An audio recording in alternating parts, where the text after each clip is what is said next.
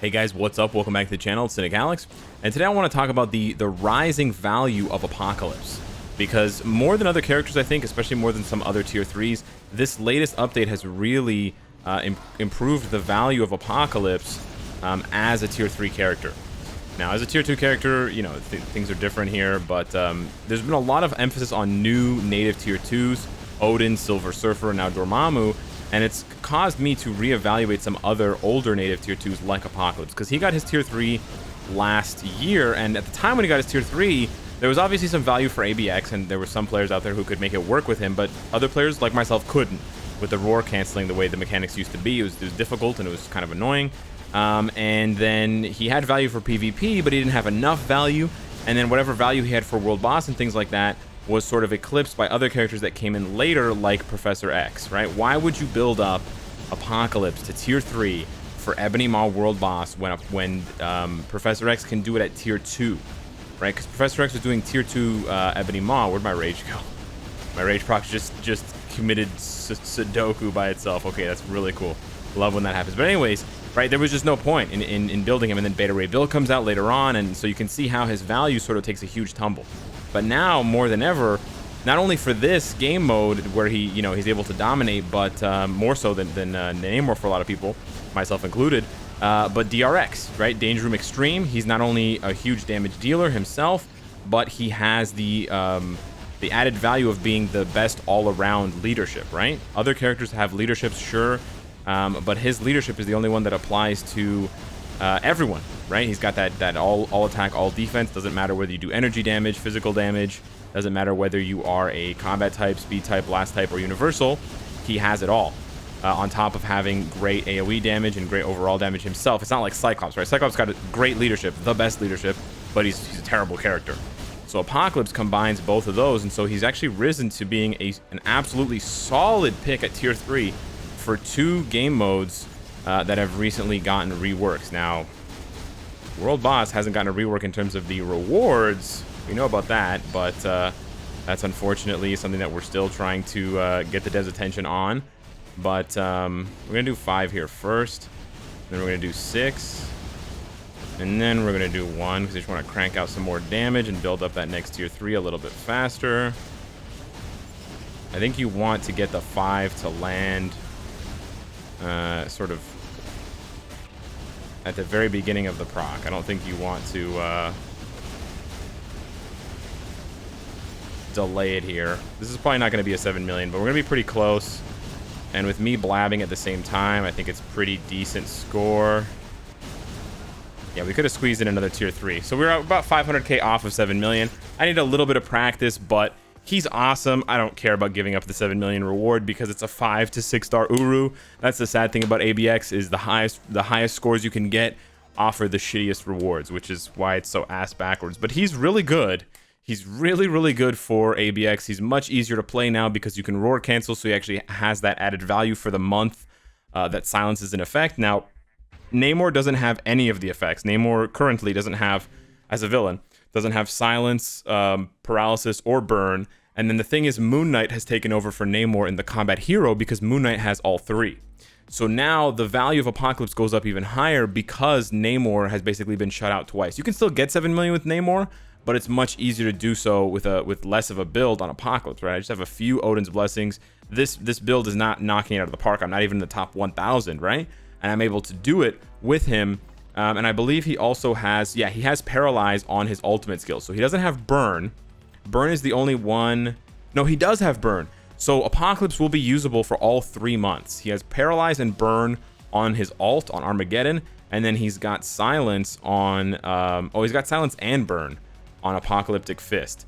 So he's going to have, his value is going to basically only increase, right? His value is going to continue.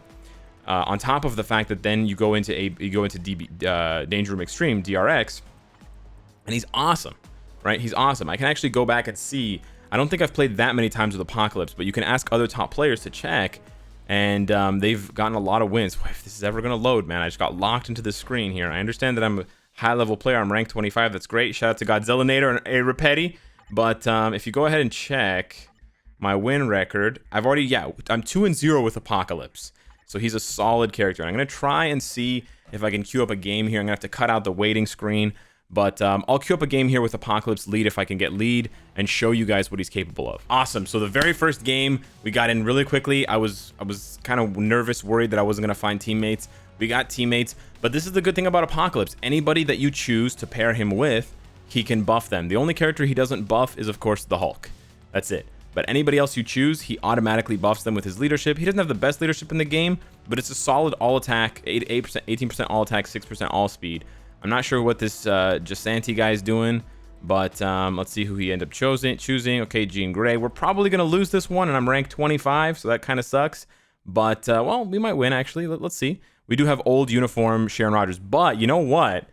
Here's the thing. If we win, this is going to be even more of a hard carry by Apocalypse. Now, obviously, I'm raged out. I got a maximum build, but if you're going to invest in a native tier 2 as expensive as Apocalypse, Apocalypse could arguably be the most expensive native tier 2 because you have to go through the hoops of getting those other native tier 2s, Scarlet Witch, Cable, and Quicksilver first, right? So going through all those hoops just to get him, you're going to tier 3 him, right? And then you're going to probably want to give him the best possible build, whether that's a regen CTP or a rage CTP. You're not going to end up leaving him with something, you know, sort of middling and just not that good, because then, you know, why did you end up spending all those resources in the first place, right? So I'm kind of assuming that case, and that's what I have the build for. But he's good. We're not winning at the moment. Okay, laser beam. He also has really high base movement speed. You can see how fast I can just kind of fly through and get these lasers dodged. Look at that.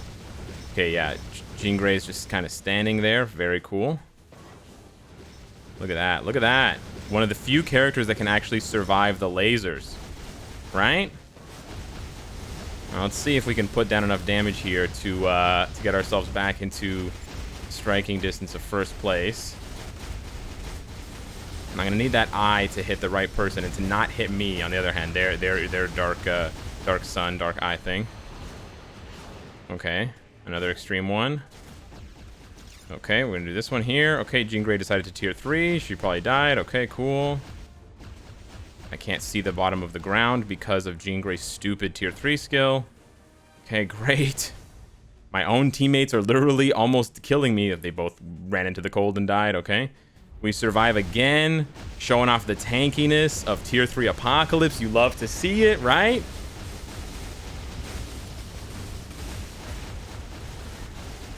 He heals there with the 4. Oh, we got locked on 2. That's okay. We're close. We're within striking distance. Oh. Okay. We are close here.